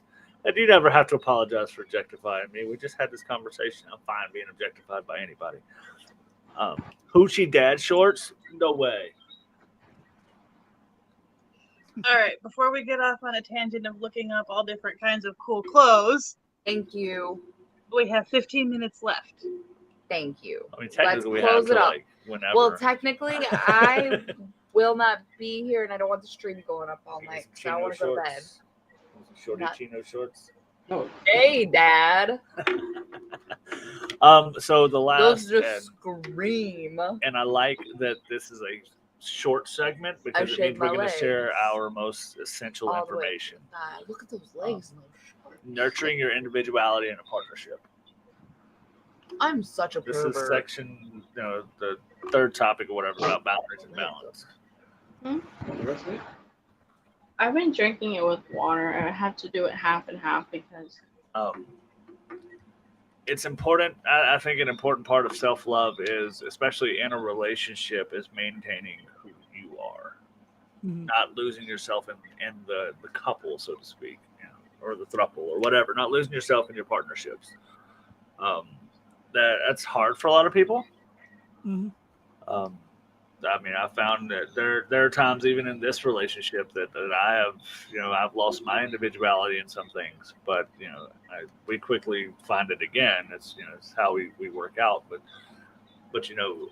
understanding that there are boundaries that she has, I have, like when we would go out before we got the car we have now, I wouldn't drink because she doesn't know how to drive a stick and she's not comfortable. Even if I only had a couple of drinks, she wouldn't be comfortable with me driving home anyway. So, that was kind of a boundary that we had. And even now, I forget we have a car that she can drive. So, like, I watch how much I drink. Because I don't like being drunk in public. Just because, like, mentally, it's like I feel unsafe. Because if shit goes down, I don't want to be, I don't want to get shot and die because I was drunk. Fair. I want to have a chance to at least escape. But I want to be able to take care of her as well. If something happens, I should be able to jump in and handle any kind of situation. Becca says, have your own hobbies and solitude. And that's something, if you ever hear her, she jokes all the time. She's like, are you going to work yet? Yeah. So, what the fuck did Mr. say earlier that he's so contradicting himself on right now? He said something wild and crazy. I always say wild and crazy shit. And we were all like, no, we would never want to put ourselves through that. Anyways. Right.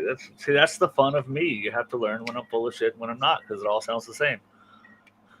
The easy answer is you're always full of shit. That's the best approach to take. I have something to say.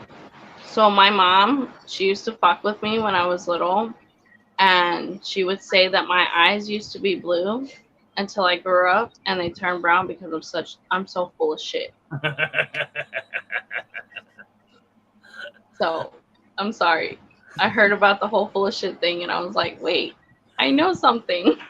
That's why it's fun to have Nat on the panel. It just picks out keywords. Ramming down throat, full of shit. We're gonna have to keep these written down somewhere. That way, when that's in La La Land, we'll just say one of those phrases and see how quickly they jump in.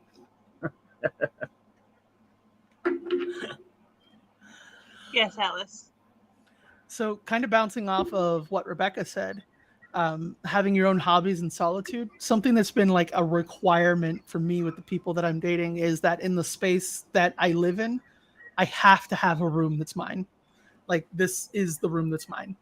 I've got a door. They knock. If I say they can come in, cool. If I say not now or I don't answer, they shoot me a message and they don't come in until I respond. Right. And this is my space that I can like go and decompress from. Right. So, and like that doesn't necessarily mean that there's anything bad happening. Like Live could be doing arts and crafts in the living room and just being loud doing that, or like have music going, and I'll come up in here and just put headphones on and just have my own space while they're doing whatever they're doing. Hobbies, yes and no, but I think more importantly, having your own goals. An example like that is sitting right back here. My fucking college degree. That was something I was doing on my own the entire 4 years it took me to get a 5.5 year degree.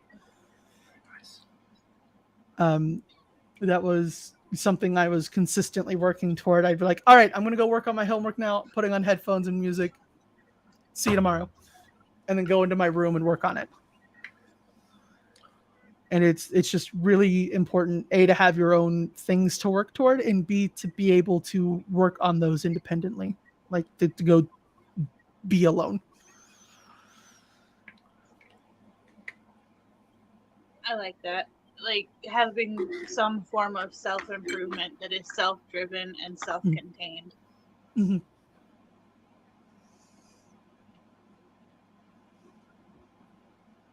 Oh, goodness. Oh. Oh. Oh. I slept all day. I'm not awake yet. That's all it is. I have been up since 6 o'clock this morning. Why'd you do that? Don't say responsibilities. No, it was very irresponsible, but I'm going to just okay. put it in the private chat because I don't want to say it on YouTube. Oh, those are the best. Is that what we're live on? Are we live on YouTube? YouTube, Facebook, Trollo, I think it is. Trello. Oh man, I said that little joke. Oh my god. Oh man. Oh yeah, we all over the place. We're on like my personal Facebook, my page Facebook, Jen's Facebook. We all over the place. Oh man, this is gonna be awesome. Wait, no, I want to paint you. Baby, this is not Titanic. Paint him like one of your French girls. A little dot of eyeshadow. See, that's where it starts, and then all of a sudden, we're big. So wrap up, please. Oh, okay, I got you. Pretty. So when it comes to having those boundaries, how do you deal with when a partner crosses them? I might not have the healthiest answer, but I have my answer. They get one warning. They do it a second time. That's it. Yeet. Okay. It's fair.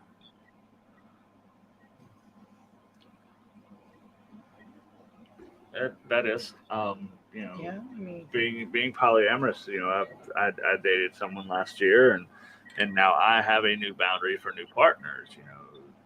This one is a requirement. You don't have to get along. You don't even have to like each other. You just have to meet each other, and have at least that conversation of, "Hi, this is me. Hi, this is me. Cool, nice to meet you." Whatever. That's perfectly fine. I'm not asking you to like each other. I'm just asking that you acknowledge the other person is there. An example of being of like I dated someone and now I have a new boundary. My practice usually was to get like STI tested once a year and after each new partner because responsibility. And I don't date people I don't trust, so it used to be that I would just be like, okay, have you been tested recently? Yes. What was your result? And the person that Lav and I spent with Valentine's Day with didn't get tested, but he said he did. Fortunately, nothing negative came out of that, but like just having that breach of trust once, it's no, show me the report. You show me your results page from the test. Show me the Carfax. Mm-hmm. Basically, show me the Carfax for your dick.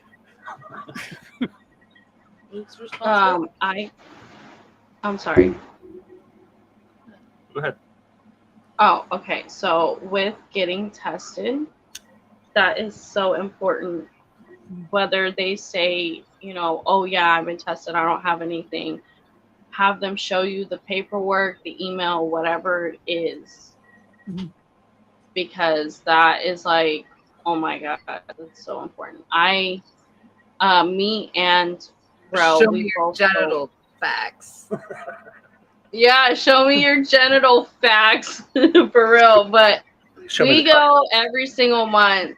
There's a clinic down here that does free STD testing and stuff like that. And they also give out really cool condoms. Like I have mint, bubble gum, banana split, chocolate flavored condoms. It's great. But yeah, definitely like if that person is not willing to show you any kind of proof of testing, don't fuck with them. Don't fuck them either. Yeah, like don't know. Like I wouldn't even touch him with a 10-foot pole, to be honest. But I'm an asshole, so if you know the person, then you know that's different. We could call this it was Alice. this was someone I knew for like 5 years, and I had no reason not to trust. And then Right. I found out from a friend later that he just never got tested. Yeah, see, that's shitty. I mean, why breach your trust? I mean, That's Yeah. danger noodle. it makes it a danger noodle if it's not tested. Yeah. Yeah. No one heard my comment a minute ago, Alice. I made you laugh, so I'm glad. So, well, I heard it. Rebecca says that's an app, the idea for an app, and that's what we'll call it. Cockfacts. So now let me ask. I do have a not necessarily a controversial question, but a genuine question. How do you guys feel about defining boundaries as we would limits in kink, as soft boundaries and hard boundaries? Yeah, go ahead. Abso-fucking-lutely. Like I do that all the time. Just Like a trust hard me, boundary bro. is something Fuck that's no. completely unnegotiable, non-negotiable. And like a soft boundary is something that like maybe you have some trauma or some discomfort around, but it's something you might want to explore, or you would be willing to explore if the other person wants to. And you just have to make sure that for those soft boundaries, I'll jump to you in just a moment, Ray. For those soft boundaries, you have to make sure that there's like necessary safeguards. Like a lot of the time, I'll use safe words in non-kink situations all the time. For just that same thing, be like, hey, if this, pick a word. If this gets uncomfortable, say the word, and we move on. We just stop and do something else. Right. I kind of see it a little bit with an extra layer to it of limits and then boundaries and then soft boundaries. Like something that is, to me, something that is an absolute, like, vital to my existence thing would be a limit. Like, don't punch me in the face. That's a limit for me. But also, like, there's a lot of different things that can go into that category, but something that is kind of essential, but I might be willing to compromise a little, would be a boundary for me. And a soft boundary would be situational, like highly situational. Like, Right. I guess it depends on how situational it is. Gotcha. Like something I'd be willing to do with one person, but not with another, would be in the soft boundary. Right. Okay. Oh yeah. So, I've been binging How I Met Your Mother. People binge The Office, and a concept I like, and you would really need a really strong relationship and connection with somebody to do this. But if you're having a fight, you can pause the fight. It just depends on your relationship. I mean, there are moments where obviously you wouldn't want to do that, but that's something like if you negotiate, or I've seen the word negotiate, but if you negotiate and discuss it beforehand and you have that clear communication, hey, if I need a break from this, we can throw pause on it and carry on life like normal, and then we can unpause later. Good. So that's actually something that Lav and I do, because we're both really bad at communicating when we're upset. We'll be like, all right, we'll come back to this, and we'll go to our own separate spaces and do whatever we're going to do for a while. And like a lot of the time, both of us will reach out to someone else and be like, hey, here's the situation. Is the level of upset that I am reasonable for this? And talk to talk about the situation to someone else and then come back to it once we've had that chance to cool off and like get the way we feel out to another person. And we both have friends and other partners who will check us if we're being assholes. Very nice. Good.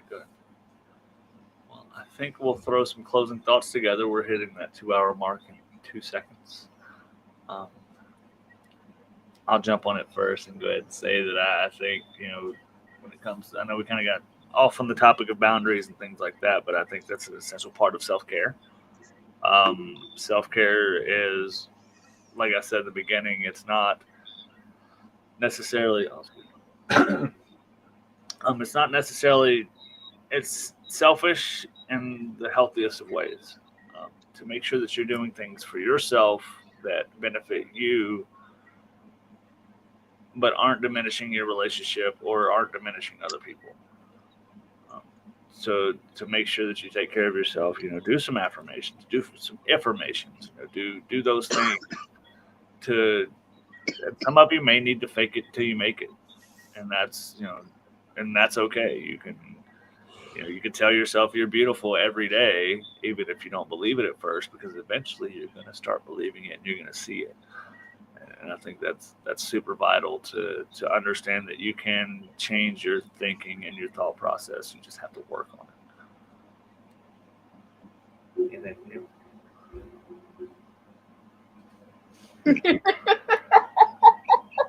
Apparently, I need to go to the doctor. It was a great bunch, guys. Self-love.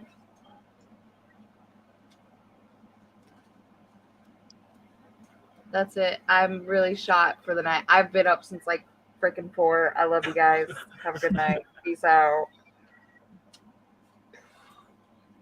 I'll go last for closing thoughts. Go ahead, Ray. Fuck.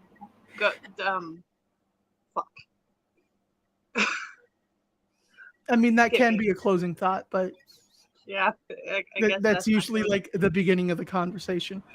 I guess that's my closing thought. Yeah, what Rebecca said. There you go. As I know I wasn't really talking or listening throughout this whole 2-hour thing. Really not. You were listening the whole time. But so here's my self-love. Happy Pride. Oh, this is beautiful. That I'm finished now. Awesome.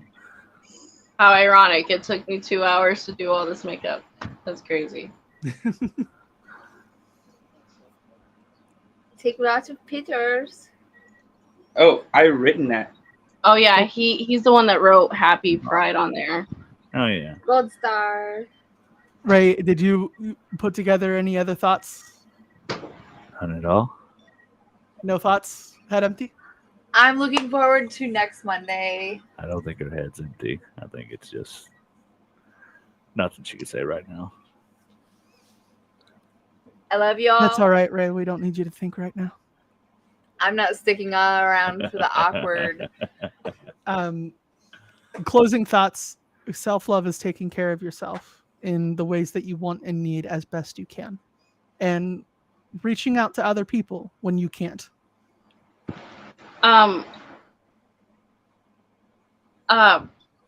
Ro has some last thoughts about self-love and stuff.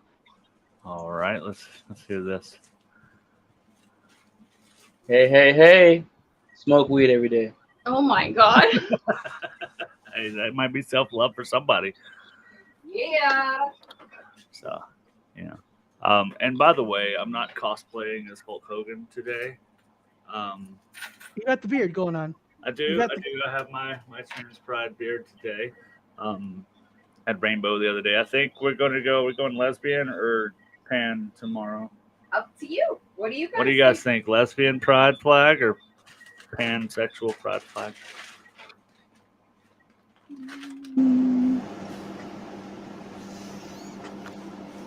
Jen said she was pan, didn't she? Yeah. Do pan. Oh yeah. I think that'll be great. It's my fun that I'm having right now.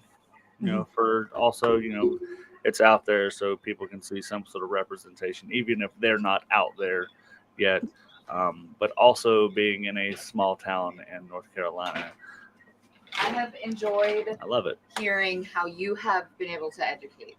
Oh yeah, I mean it's been like it's kind of been eye opening for a whole different reason. We can have that discussion another time, but not all people are as assholeish as you think, But just like not all people are as good as they appear when they're doing things online either. I think you just hear, you hear the best and worst of all the things, just because it's how society works. That's what we need. That's the entertainment, is the good, the best, and the happiest stories, and then the absolute bullshit and worst of it. So, in real life applications, it's not always so bad or always so good. So, yeah.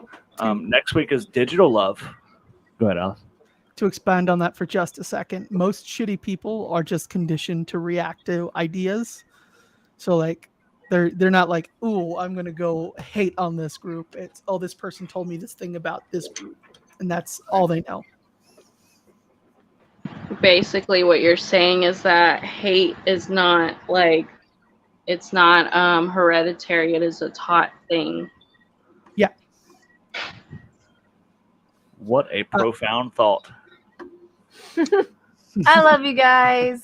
So next Monday was is digital love. That's online dating. Yeah, navigating online dating, long distance connections, and virtual intimacy. We were going to do that this week, but Day 6 really wanted to be a part of that. So I think it's quite a. I've got quite a bit of experience. One of my partners is in France, and another is in New Jersey. Exactly. So yeah, is Dream good? Like, I haven't heard anything out of Dream today about being here, missing. Dream was having a time earlier. Okay. He'll be okay. That's fine. Yeah. Either way, I mean, I just wanted to make sure that everything was all good. So. All right. Well, peace out, Cub Scouts. Let's hit this end.